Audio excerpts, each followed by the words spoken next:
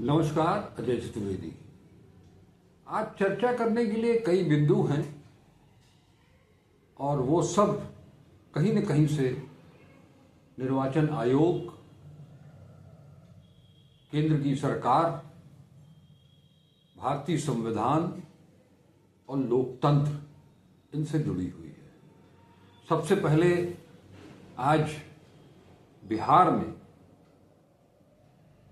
नीतीश कुमार ने 10वीं बार मुख्यमंत्री पद की शपथ ले ली। शपथ ग्रहण समारोह यूं तो कहने के लिए बहुत भव्य था। गांधी मैदान, तमाम सारे नेता, एनडीए गठबंधन के नेता, भारतीय जनता पार्टी के लोग, सब कुछ था। लेकिन जितनी भव्यता होनी चाहिए थी, जिस तरह की जीत, प्रचंड जीत मिली है, उस तरह का उत्साह, उमंग वो कहीं नजर नहीं आया। मैं गांधी मैदान में था नहीं, लेकिन उस पूरे कार्यक्रम को मैंने देखा। वो भव्यता, वो उत्साह, वो उमंग मुझे कहीं दिखाई नहीं दिया। हाँ, एक चीज जरूर थी कि पूरे चुनाव के दौरान जिस तरह से भारतीय जनता पार्टी ने नीतीश कुमार जी को मुख्यमंत्री के तौर पर प्रोजेक्ट नहीं किया और बाद में नीतीश कुमार ने उन्हें ये बताने में, ये समझाने में सफल रहे कि बिहार नीतीश कुमार के बगैर उसकी कल्पना नहीं की जा सकती है, खास तौर पर बीजेपी के परिप्रेक्ष्य में। आज एक अध्याय पूरा हो गया चुनाव को लेकर के। सरकार का गठन हो गया, प्रधानमंत्री भी मौजूद थे, सभी चुने हुए मंत्री शपथ लेने के बाद उन्होंने प्रधानमंत्री का आशीर्वाद भी ग्रहण किया। अच्छा लगा देख करके। बार बार थोड़ा उठक बैठक करनी पड़ी प्रधानमंत्री को, जो जैसे जैसे लोग आ रहे थे वैसे वो खड़े हो रहे थे, उनको आशीर्वाद दे रहे थे। ये दिगर है कि मुख्यमंत्री नीतीश कुमार अपने आसन पर बैठे ही रहे, वो उठे नहीं। बाद में प्रधानमंत्री ने जिस तरह से चुनाव जीतने के बाद भाजपा मुख्यालय में दुपट्टा, अपना गमछा लहराया था, उसी तरह से आज भी लहराया। तो क्या इस चुनाव परिणाम को लेकर के जो बातें चल रही थी, जो अब भी चल रही हैं और शायद आगे भी चलती रहेंगी, उन पर विराम भारतीय जनता पार्टी ने लगा दिया है? ऐसा कतई नहीं है। क्योंकि ये सरकार जरूर बन गई, लेकिन मैं फिर कहूंगा कि उन महिलाओं को बेइज्जत करके बार बार, चाहे वो सरकार हो, विपक्ष हो, मीडिया हो, सोशल मीडिया हो, जो बार बार ये कहा जा रहा है कि 10-10 हजार में महिलाओं के वोट खरीद लिए गए। अब इसका क्या परिणाम हुआ, ये निश्चित तौर पर उनको सफलता मिली है तो ये कहा जा सकता है कि वो 10-10 हजार में वोट खरीद लिए गए। इसका जो दूसरा पक्ष है, जो लोग कह रहे हैं कि महिलाओं को खरीद लिया गया 10-10 हजार रुपए में, मैं इस पूरे वाक्य से खुद को, महिलाओं को और इस देश को शर्मसार समझता हूं। उन्हें शर्मसार होना चाहिए इस बात को लेकर के कि वो महिलाओं का लगातार अपमान कर रहे हैं। खैर, बड़ी बड़ी घोषणाएं की गई थी चुनाव के दौरान, प्रधानमंत्री की तरफ से, गृह मंत्री की तरफ से। अब उन घोषणाओं में से कितनी जमीन पर उतरती हैं, इसके आकलन का समय शुरू हो गया है। नीतीश कुमार की सरकार, एनडीए की सरकार कोई नई सरकार नहीं है, कोई नवजात शिशु नहीं है, नव दंपति नहीं है कि उनको कुछ वक्त दिया जाए, कुछ मोहलत दिया जाए। अब जनता की निगाहें उन घोषणाओं पर हैं कि वो कब और कैसे मूर्त रूप लेती हैं या उन्हें मूर्त रूप देने की पहल शुरू होती है।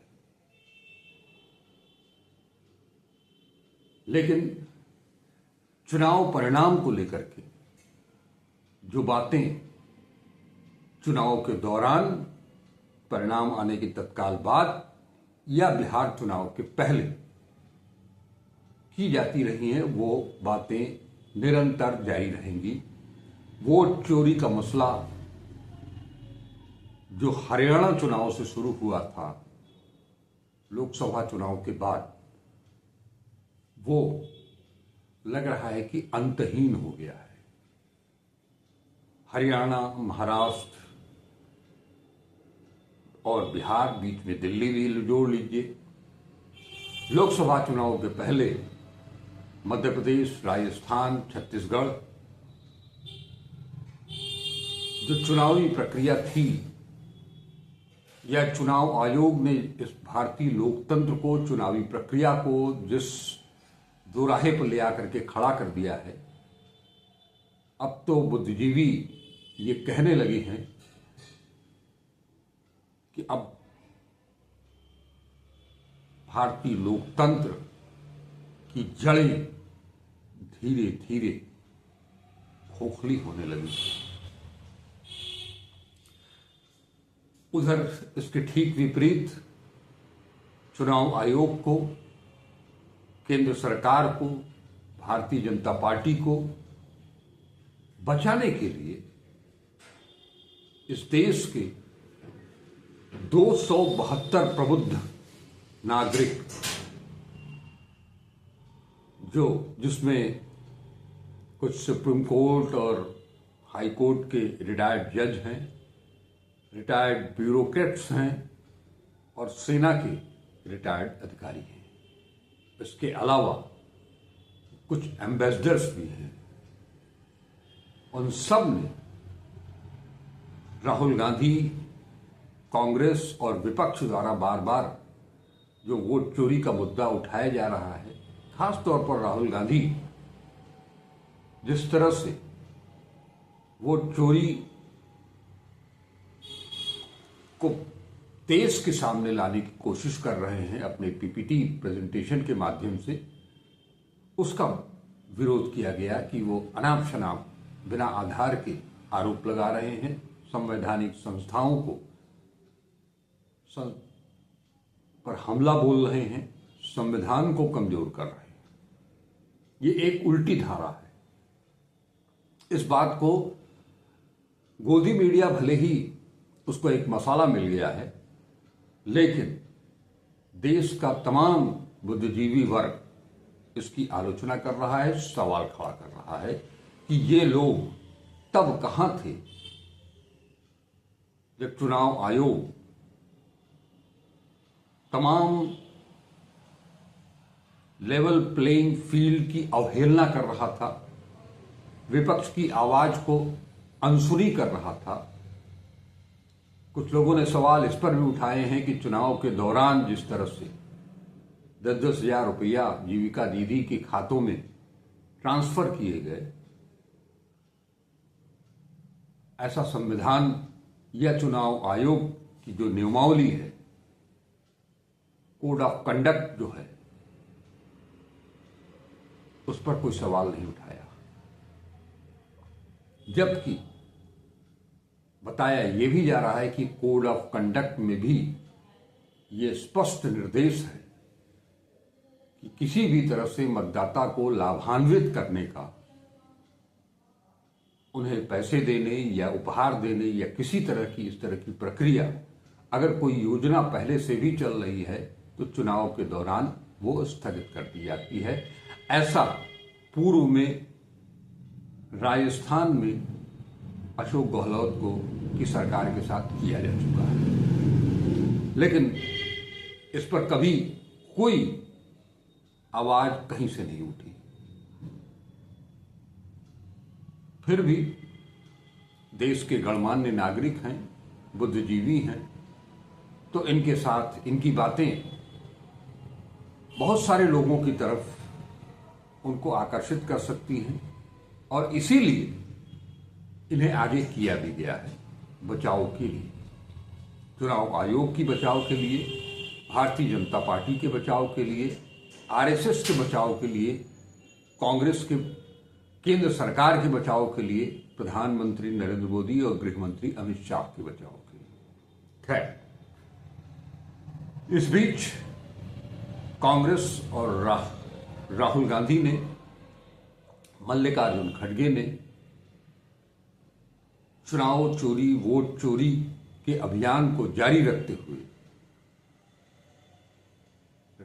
दिसंबर के पहले सप्ताह में, जब 1 दिसंबर से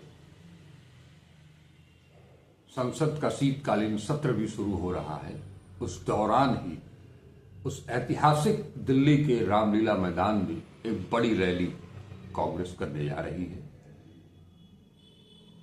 वोट चोरी के खिलाफ, एसआईआर के खिलाफ। इसमें देश भर के कांग्रेस नेता जुटेंगे और इसके पहले एक मीटिंग भी की गई, जिस मीटिंग में ही इस रैली की घोषणा की गई।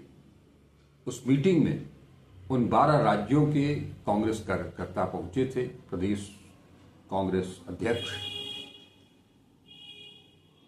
विधानमंडल दलों के नेता, सब लोग पहुंचे थे और वहां सभी को ये निर्देश दिया गया है कि वह अपने अपने राज्यों में जाकर के एसआईआर की प्रक्रिया को पारदर्शिता पूर्ण, पूरी तरह से निष्पक्ष तरीके से ये प्रक्रिया पूरी करने में मदद करें। ये ध्यान रखें कि किसी का भी वोट, जायज व्यक्ति का किसी का भी वोट कटने ना पाए। ये कांग्रेस के लिए एक बड़ी परीक्षा होगी, क्योंकि आज की तारीख में भी, चाहे वो उत्तर प्रदेश हो, पश्चिम बंगाल हो,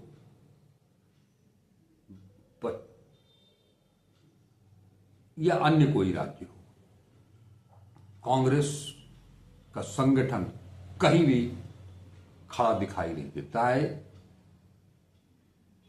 खुद कांग्रेसियों का ही ये मानना है कि कांग्रेस के पास तो जिलों में BLA ही नहीं है,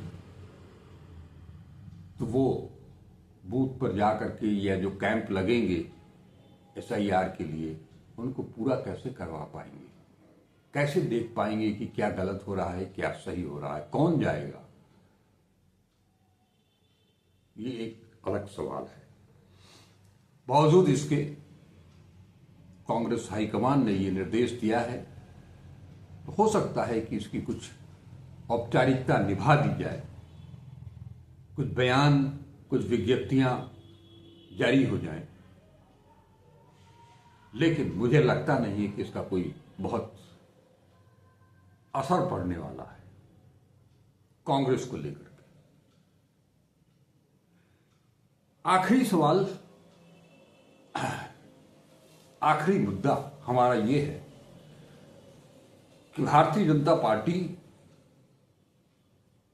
प्रधानमंत्री नरेंद्र मोदी और गृह मंत्री अमित शाह और तमाम लोगों ने मिलकर के भारतीय संविधान को, भले ही वो नष्ट करने से, खत्म करने से चूक गए हों, लेकिन संविधान को की शपथ भले लें वो, लेकिन संविधान उनके लिए 1925 से लेकर के और 2025 तक न कोई मायने रखता था, न रखता है, न शायद आगे रखेगा। पूरे देश जो हालात पैदा किए गए हैं वो धीरे धीरे भारत को रूस की तरफ ले जा रहे हैं। कुछ विद्वानों का ये मत है कि भारत रूस नहीं बन सकता है, क्योंकि रूस में रूस की जनता इस राजनीति से, इस चुनाव की प्रक्रिया से बहुत उदासीन थी पहले से ही, लिहाजा वहां इस तरह की व्यवस्था लागू करना आसान था। लेकिन मेरा मत इससे ठीक विपरीत है। भारत का आज का युवा, जिसकी तादाद सबसे ज्यादा है, इस चुनावी प्रक्रिया को लेकर के शायद ही नहीं, मेरा पूरा विश्वास है, मैंने कई युवाओं से बहुत नजदीक से उनको पढ़ा है, उनको जाना है, उनसे बातें की हैं, तब ये मैं कह रहा हूं कि ये देश भी रूस की तर्ज पर जा रहा है। क्योंकि आज जो पढ़ा लिखा युवा है, वो चाहे टेक्नोक्रेट हो, डॉक्टर हो, इंजीनियर हो, या विभिन्न क्षेत्रों में वो कुछ करना चाहता है, कर रहा है, वो इस चुनावी प्रक्रिया से अपने आप को दूर करते चले जा रहे हैं। उदासीनता उनकी बढ़ती चली जा रही है। वो युवा का एक सवाल है, एक ही जवाब होता है, हम कर ही क्या सकते हैं। बात सही है, कोई भी सामान्य व्यक्ति होगा, हर कोई लोकतंत्र के लिए, संविधान के लिए लड़ता हुआ दिखाई नहीं देता है। आज की मनस्थिति भी यही है कि पहले हम अपने आप को देख लें, अपने जीवन को देख लें, अपने जीवन की दिनचर्या को देख लें, अपने परिवार को संभाल लें। वो उसमें ही इतना डूब चुका है, अपनी जिम्मेदारियों के बोझ के तले आज का युवा ही इतना झुक चुका है कि उससे अब कोई उम्मीद बची नहीं है। इस तरह से अगर हम रूस की तरफ जाने की बात कर रहे हैं, ठीक है, कुछ वक्त लगेगा, हर युवा उदासीन नहीं है, कुछ आज भी डंडा झंडा ढोने वाले युवा हैं, लेकिन आज के युवाओं को एक चिंता है केवल कि किसी तरह से उनकी जो हाड़ तोड़ मेहनत है उसका परिणाम मिल जाता, एक नौकरी मिल जाती, कुछ खाने कमाने के लिए रोजगार मिल जाता। वो इसी उधेड़बुन में डटे हुए हैं और उनसे अलग जो दूसरा समुदाय है युवाओं का ही, वो 5 किलो अनाज और कुछ रकम जो उन्हें मिल रही है उसके जरिए अपने ढंग से अपने जीवन को गुजारने में व्यतीत कर दे रहे हैं। इसके अलावा कुछ नहीं है। आज की तारीख में मैं फिर कहूंगा, ये देश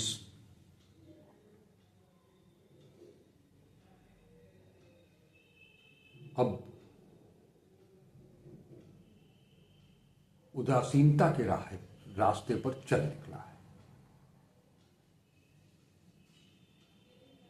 संविधान,